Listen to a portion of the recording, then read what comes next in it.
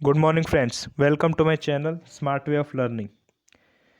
तो दोस्तों, जैसा कि आपको पता है कि हमने रेशो एंड प्रोपोर्शन इस चैप्टर का पार्ट 1 और पार्ट 2 कंप्लीट कर लिया है। ठीक है, उसमें हमने बहुत इंपॉर्टेंट क्वेश्चन प्लस कंसेप्ट ठीक है बताए हैं, क्योंकि कोई भी चैप्टर है यही नहीं, बेसिक जो चीज़ है उसके बारे में हमको पता ही होना चाहिए। तो हमने पार्ट 1 और पार्ट 2 में आपके कंसेप्ट सारे क्लियर किए हैं। तो उन्हीं के बेसिस पे आज हम क्वेश्चन को स्टार्ट करेंगे कि हमारे और क्वेश्चन रेशो एंड प्रोपोर्शन इस चैप्टर में क्या बन सकते हैं। तो जिन भी स्टूडेंट्स ने पार्ट 1 और पार्ट 2 नहीं देखा है, ठीक है, पहले इसको ही जाकर देखें। ठीक है, इसके बाद पार्ट 4 तो और आएगा और उसमें हम कंप्लीट करेंगे इस रेशो एंड प्रोपोर्शन पूरे चैप्टर को। लेकिन पार्ट 4 की खासियत क्या होगी, हम इसमें परसेंटेज और ratio and proportion in chapters को कवर करेंगे। ठीक है, क्योंकि मैंने आपको पहली ही वीडियो में बताया था कि परसेंटेज और रेशो एंड प्रोपोर्शन ये ही दो ऐसे चैप्टर है जो पूरी अर्थमेटिक को घुमाएंगे। ठीक है, बहुत ज़्यादा डिपेंड करेगी, काफ़ी हद तक डिपेंड करेगी कि ratio and proportion plus percentage chapter. ठीक है, तो जिन भी स्टूडेंट्स ने पहले परसेंटेज और रेशो एंड प्रोपोर्शन का पार्ट नहीं देखा है, पहले उसको जाकर देखें, तभी यहीं से स्टार्ट करें। लेकिन अगर आपने डायरेक्ट ये वीडियो खोली है तो कुछ फ़ायदा नहीं होगा आपको। ठीक है, तो चल तो स्टार्ट करते हैं। आज का पहला क्वेश्चन क्या दे रखा है, दूध व पानी का अनुपात है 7:5। यदि 15 लीटर पानी और मिला दिया जाए तो अनुपात हो जाता है 7:8। तो नए मिश्रण में पानी की कुल मात्रा ज्ञात करें। वैसे तो बहुत ही आसान सा क्वेश्चन है, लेकिन पहले इस क्वेश्चन का हम कंसेप्ट समझते हैं कि कंसेप्ट क्या कहता है। अगर कंसेप्ट नहीं पता तो इस क्वेश्चन को करने में प्रॉब्लम होगी ही होगी। तो कंसेप्ट हमारा क्या कहता है, तो देखो दोस्तों, मान लो कि कोई गिलास है। ठीक है, ये गिलास है, इसमें 1 लीटर है दूध। ठीक है, 1 लीटर है दूध। अब एक बात बताओ, अगर मैं इसमें कुछ पानी मिलाता हूँ, ठीक है, यानी कि मैं 5 लीटर पानी मिला देता हूँ। कितना? 5 लीटर पानी। ठीक है, तो अब मुझे ये बताओ कि जो गिलास है, अब इसमें जो टोटल लिक्विड है वो कितना है, जो मिश्रण है पूरा मिक्सचर वो कितना हो जाएगा। तो आप बोलोगे 5 लीटर अगर पानी है, ठीक है, और 1 लीटर दूध, तो टोटल मिक्सचर कितना हो गया? 6। तो अब मुझे एक बात बताओ, अगर मैं इसमें एडिशनल 5 किलो पानी और डाल देता हूँ, ठीक है, 5 लीटर मैंने और पानी डाला, तो अब मिश्रण कितना हो जाएगा? तो आप बोलोगे 6 + 5, तो ये हो जाएगा टोटल मिश्रण 11। और मैं आपसे पूछूं कि अब इसमें दूध की जो मात्रा है वो कितनी है, तो आप बोलोगे 1। ठीक है, तो मैं क्या कहना चाहता हूँ कि अगर मिश्रण में जो हमारा मिक्सचर है, अगर उसमें हम कुछ भी फर्दर चीज़ अगर डालें, तो जो उसमें पहले है उसकी क्वांटिटी पे कुछ फ़र्क नहीं पड़ेगा। अब कुछ दोस्त बोलेंगे कि अगर इसमें ज़्यादा लीटर पानी मिला दिया जाए तो वो तो पानी ही हो जाएगा। ऐसा नहीं है, वो कलर छोड़ जाएगा। ठीक है, मैं आपको बता दूं, ठीक है, वो पानी जैसा ज़रूर हो जाएगा, लेकिन जो 1 लीटर की जो क्वांटिटी हमारी दूध की है वो हमेशा ही उसमें रहेगी। ठीक है, तो जो हमारा मिक्सचर में हमने जो नहीं डाला है वो चेंज नहीं होगा। ठीक है, तो इसी कंसेप्ट पे हमारा एक क्वेश्चन बनता है। तो दोस्तों चलो आज की इस क्वेश्चन को करते हैं। पहले कंसेप्ट बहुत ज़रूरी है इसका, तो मैंने कंसेप्ट आपको बता दिया कि कंसेप्ट इसका क्या कहता है। ठीक है, तो स्टार्ट करते हैं इस क्वेश्चन को करना।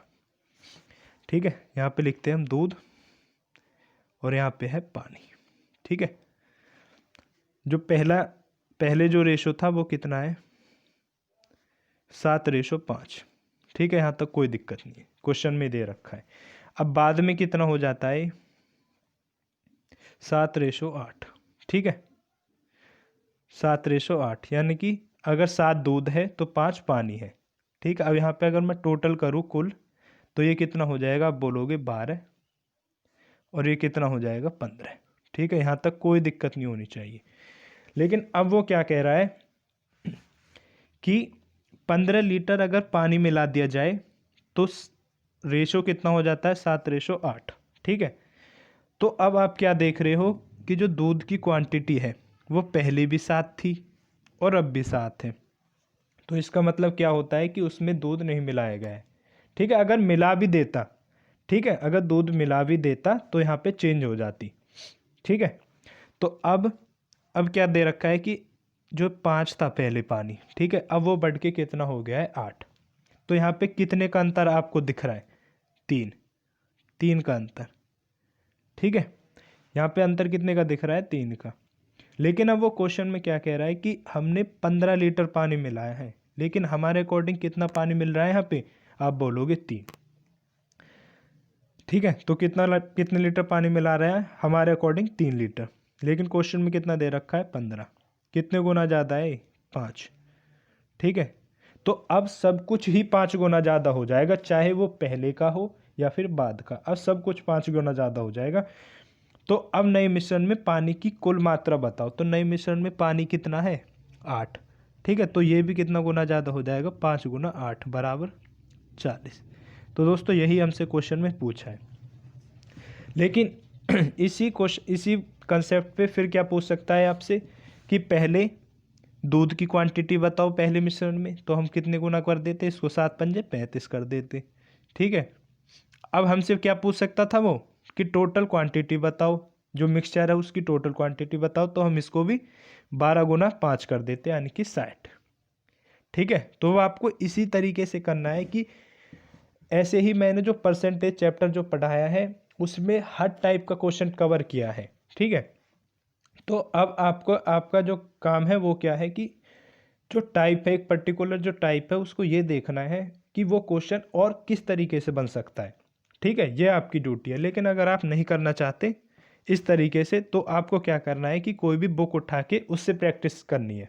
ठीक है, हमने क्या किया है अपनी इन वीडियोस में कि हर टाइप का क्वेश्चन कवर किया है। तो आपकी ड्यूटी है कि अब उनको ये देखना है कि और ये क्वेश्चन किस तरीके से पेपर में आ सकता है। ठीक है, तो चलते हैं अपने नेक्स्ट क्वेश्चन पर।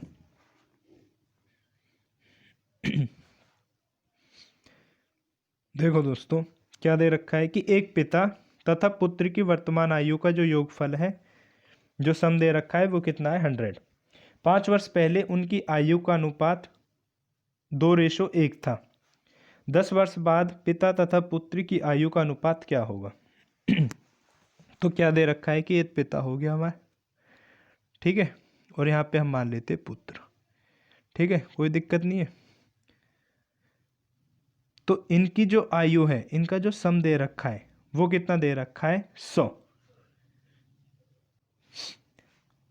ठीक है, तो 5 वर्ष पहले उनकी आयु 2:1 के अनुपात में थी, तो 10 वर्ष बाद बतानी है। ठीक है, तो 5 वर्ष पहले मान लेते हैं, ये 5 वर्ष पहले है। ठीक है, 5 वर्ष पहले वाला। ठीक है, तो ये कितना दे रखा है हमको? 2:1।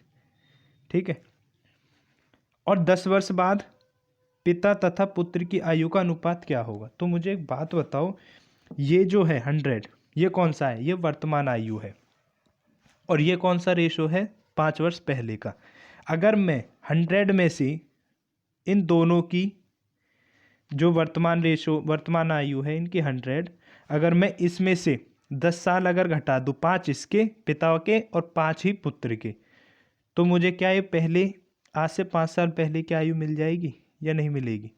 ठीक है, तो अब मैं क्या कर सकता हूँ कि जो जो ये 3 है इसको इसके बराबर रख सकता हूँ, किसके? 90 के।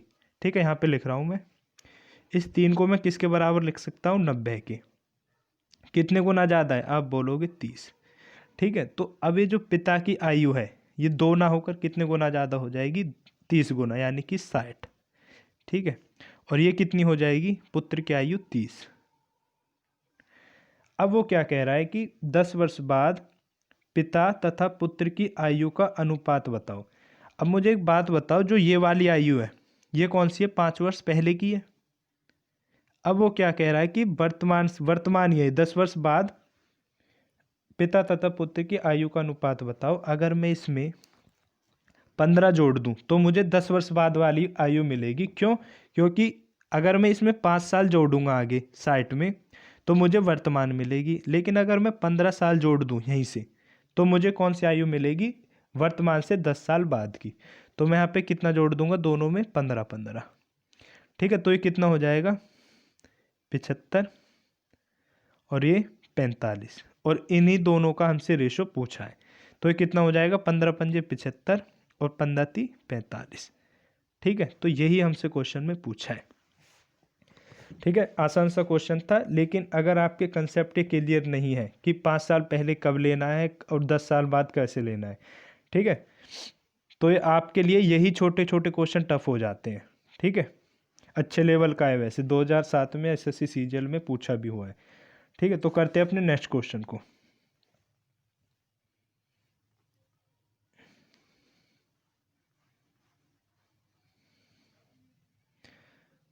दोस्तों अच्छे अच्छे लेवल के क्वेश्चन हमने लिए हैं इन वीडियोस में अब।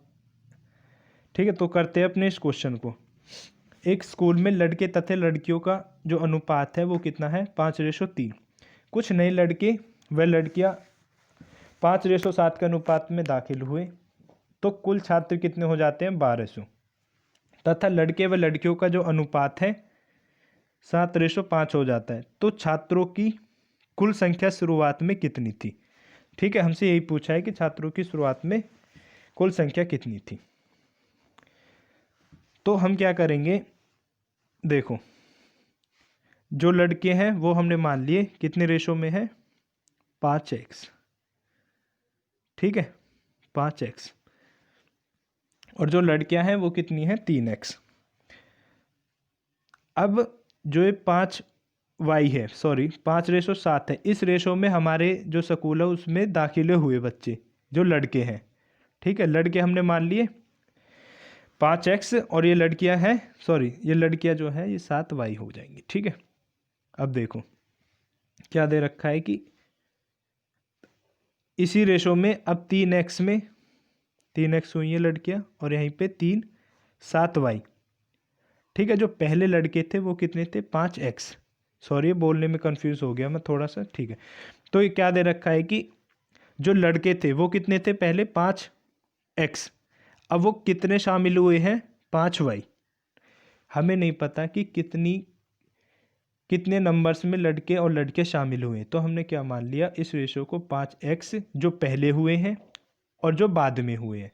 तो अब क्या कह रहा है कि वो इस तरीके से शामिल होने के बाद जो लड़के तथा लड़कियों का जो रेशो है वो कितना हो जाता है, 7:5। अब मुझे एक बात बताओ, ये कौन है, ये 7 यहाँ पे क्या है, तो आप बोलोगे ये क्या है, लड़के बाद वाले। ठीक है, और ये क्या है, 5 यहाँ पे लड़कियाँ। ठीक है, अगर मैं यहाँ पे क्रॉस मल्टीप्लाई कर लूँ तो क्या मिल जाएगा मुझे, 25x प्लस 25y। ठीक है, यहाँ पे क्या मिलेगा, 7 21x प्लस 49y। ठीक है, तो अगर मैं यहीं पे इनको रिसफल करूँ तो कितना हो जाएगा, 4x बराबर 49 में से 25 गए तो 24y। ठीक है दोस्तों, आपको भी इसी तरीके से करना है, कि ऐसे नहीं है कि आप इसको 25 को उधर ले जाके लिखोगे और इस 21 को इधर लेकर, नहीं, आपको यहीं से डायरेक्ट इसको माइनस करना है। ठीक है, तो अब यहाँ पे कट जाएगा, 4 एकम 4 4 छिंग 24, तो x बराबर कितनी वैल्यू आ गई, 6y। ठीक है, तो आपको यहाँ तक कोई प्रॉब्लम नहीं होनी चाहिए कि x बराबर 6y हो गई। तो अब क्या दे रखा है कि क्वेश्चन में जो लड़के व लड़कियों का जो अनुपात है वो कितना है, यहाँ पे कितना दे रखा है कि 8x, इसको मान सकते हैं हम। और जब 5:7 के अनुपात में अगर बच्चे दाखिल हुए हैं तो कितना है ये, 7y इस रेशो में और दाखिल हुए, तो टोटल जो नंबर है वो कितने हो जाते हैं, 1200। ठीक है, सॉरी ये 12 होगा, क्योंकि 7 और 5 12। ठीक है, ये 7 और 5 12। ठीक है, तो x की वैल्यू हमें क्या मिल गई यहाँ से, 6y। ठीक है, x की वैल्यू कितनी आ गई, और दोस्तों हमें 8x ही ढूंढना है, 8x ही हमें निकालना है। क्यों, क्योंकि ये रहा पहले वाले जो शुरुआत में जो संख्या थी हमसे यही क्वेश्चन में पूछी हुई है। तो क्या करेंगे हम, 8x की जगह कितना लिख सकते हैं, 6y। 6y लिख सकते हैं, तो कितना हो जाएगा ये, 48x।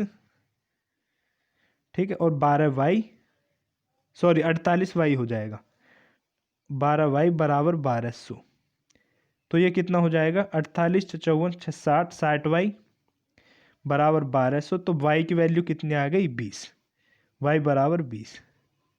ठीक है, अब y को हम इस इक्वेशन में रखते हैं। ठीक है, अगर मैं y को 8x प्लस 12y बराबर 1200, ठीक है, ये जो इक्वेशन आई 8x प्लस 12y बराबर 1200, ठीक है, और y की वैल्यू हमारे पास कितनी आ गई थी, तो आप बोलोगे कितनी आई थी बताओ, 20। ठीक है, तो y की वैल्यू हमारी कितने आई थी 20, तो ये कितना हो गया 240।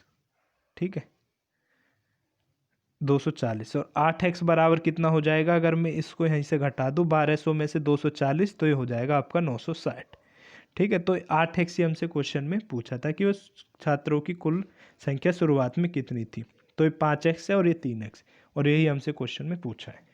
ठीक है, थोड़ा लेंथी जरूर है, लेकिन दोस्तों अच्छे लेवल का क्वेश्चन है, पूछा भी हुआ है। ठीक है, इस तरीके से तो आएंगे ही आएंगे क्वेश्चन।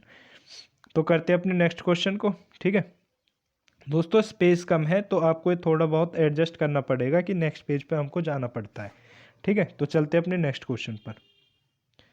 तो क्या कह रहा है नेक्स्ट क्वेश्चन, यदि अरुण ने इंग्लिश और गणित में कुल 170 अंक प्राप्त किए, यदि उसको अंकों का अंतर दोनों विषयों में 10 है, तो उनका अनुपात ज्ञात करो। दोस्तों, एक अरुण नाम का लड़का है। ठीक है, उसने इंग्लिश में, ये इसका इंग्लिश सब्जेक्ट है, और ये क्या है, मैथ। ठीक है, इसमें कुल अंक कितने ज्ञात करें, प्राप्त किए हैं उसने 170। तो मैं मान लेता हूँ कि जो इंग्लिश में उसने प्राप्त कर लिए x, और मैथ में उसने कर लिए y, और इन दोनों का सम ही मुझे कितना दे रखा है 170। लेकिन अब दूसरी ही कंडीशन में क्या कह रहा है कि उसके अंकों का जो अंतर है इन दोनों विषयों में वो कितना है 10, इसलिए x माइनस 10 बराबर, सॉरी x माइनस वाई, इन दोनों का अंतर कितना है 10। ठीक है, तो क्या दे रखा है, इन दोनों को मैं काट सकता हूँ। ठीक है, और ये 2x किसके बराबर आ जाएगा 180, और x की वैल्यू कितनी आ जाएगी 90। ठीक है, और अगर मैं y की जगह यहाँ पे 90 अगर रख दूँ तो कितना आ जाएगा, यहाँ से 170 में से 90 अगर मैं घटाऊँ तो आप बोलोगे ये आ जाएगा 80। ठीक है, 80 आ जाएगा। तो इन दोनों का हमें, इन्हीं दोनों विषय का हमें क्या पूछ रखा है, रेशो। तो x की वैल्यू कितनी है 90, और y की ये है 80। इन दोनों का अगर मैं रेशो निकालूं तो कितना आ जाएगा 9:8, और यही हमसे क्वेश्चन में पूछा है। लेकिन दोस्तों ये तो हो गया इसका बेसिक मेथड, लेकिन अब इसको हम डायरेक्ट तरीके से कैसे करेंगे। ठीक है, तो डायरेक्ट और देखते हैं इसको डायरेक्ट कैसे कर सकते हैं। कि हमें दे रखा है x प्लस वाई बराबर, ये कितना है 90, सॉरी 170। ठीक है, और x माइनस वाई हमें दे दिया 10। तो अब अगर आपको x की वैल्यू निकालनी है तो क्या करना है, इस वाले की। ठीक है, हर केस में, ये यहाँ पर ही नहीं, हम जो बोट एंड स्टीम के क्वेश्चन होंगे टाइम एंड वर्क के, उसमें भी इस क्वेश्चन इसी मेथड को लगाएंगे। तो आपको इस याद रखना और इस तरीके को आना बहुत ही ज़रूरी है। तो क्या x की वैल्यू अगर हमको निकालनी है तो हम क्या करेंगे, इन दोनों का सम यानी कि 180। ठीक है, इसको हम 2 से डिवाइड करेंगे तो हमें x की वैल्यू मिलती है, इन दोनों का सम अपॉन में 2। तो हमें क्या वैल्यू मिलेगी x की, अगर इन दोनों के डिफरेंस को मैं 2 से डिवाइड कर दूं तो मुझे वैल्यू मिलेगी y की, यानी कि 160 आएगा इनका डिफरेंस। और अगर मैं इसको 2 से डिवाइड कर दूं तो मुझे मिल जाएगी y की वैल्यू, तो y की वैल्यू आ जाएगी 80। ठीक है, अब इनको आप रेशो निकाल सकते हैं 9:8।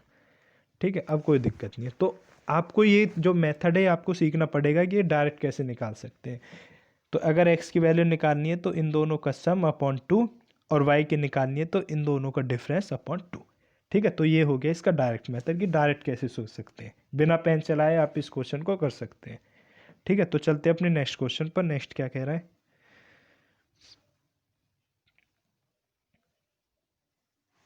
यदि a/3 बराबर है b/2 बराबर c/5, तो अनुपात बताना है हमें c प्लस a का स्क्वेयर a प्लस b का स्क्वेयर बराबर बी प्लस सी का स्क्वायर। ठीक है, इनका रेशो बताना है दोस्तों। वैसे तो ये अगर हम निकालने चले, ठीक है, किसको, इनकी वैल्यूज़ को, अगर हम इनकी वैल्यूज़ को निकालने चले तो बहुत टाइम लग जाएगा, क्योंकि हमें दे रखा है कि a/3। इसका डायरेक्ट तरीका भी मैं आपको बताऊंगा कि डायरेक्ट कैसे कर सकते हैं हम इस क्वेश्चन को। ठीक है, अगर मैं इनका रेशो निकालूँ तो क्रॉस मल्टीप्लाई करनी पड़ेगी। 2a बराबर कितना आ जाएगा, 3b। ठीक है, ये जो मैंने आपको शुरू में मेथड बताया था, और इसकी करेंगे तो 5b बराबर 2c। ठीक है, अब आप इस मेथड से, जिसने भी मेरे जो रेशो प्रपोर्शन के जो चैप्टर हैं उनको अच्छे से देखा है, अब वो आसानी से यहाँ पे a/b/c निकाल सकता है। ठीक है, अगर आप जो डायरेक्ट इस वीडियोस को देख रहे हैं, इस वीडियो को, वो पहले जाकर पार्ट 1 और पार्ट 2 देखें, तभी इस वीडियो को देखने का फ़ायदा है। क्योंकि अब मैं आपको नहीं बताऊंगा कि अब यहाँ से आगे कैसे सॉल्व करना है, अब मैं बताऊंगा कि इस क्वेश्चन का जो डायरेक्ट तरीका है। ठीक है, तो डायरेक्ट तरीका क्या होगा।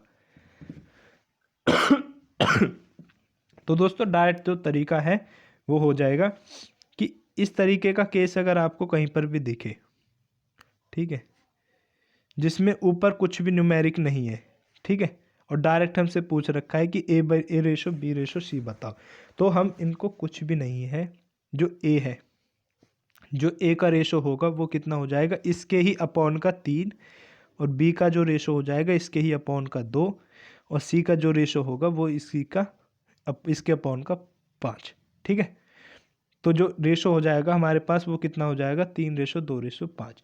ठीक है, तो अब इसमें हमसे क्या पूछ रखा है कि इनके स्क्वायर का, ठीक है, इनका टोटल और इनका फिर स्क्वायर करके हमें क्या बताना है, रेशो। तो रेशो हम निकाल सकते हैं कैसे, कि ए तो हमारा हो जाएगा 3, और जो सी है हमारा 5, तो 3 + 5 का स्क्वायर हमसे पूछा है इसका रेशो, और ए प्लस बी यानी कि 3 + 2 इसका स्क्वायर रेशो, और बी प्लस सी कितना हो जाएगा, यानी कि 5 और 2 7 इसका स्क्वायर। ठीक है, तो ये कितना हो जाएगा, 3 5 3 8 8 8 64, 3 2 5 5 पूरे 25 और 7 7 49। ठीक है, अगर ये कटते हैं तो ठीक है, लेकिन फिर यही आंसर होगा। ठीक है, तो आपको ये स्पेसिफिक टाइप है। अगर आपको ये कंडीशन कहीं पर भी दिखती है कि a/3 या फिर b/3 c/4 dy, ठीक है, d/6, अगर ये कंडीशन आपको कहीं भी दिखती है तो आप क्या करोगे, इनका सिर्फ उल्टा करके रेशो लिख दोगे। ठीक है, पूरा सॉल्व नहीं करना है जैसे मैंने आपको बताया था। ठीक है, ये स्पेसिफिक टाइप है। तो चलते हैं अपने नेक्स्ट क्वेश्चन पे, ये इसका आंसर है। चलते हैं अपने नेक्स्ट क्वेश्चन पे। नेक्स्ट क्वेश्चन क्या कहता है,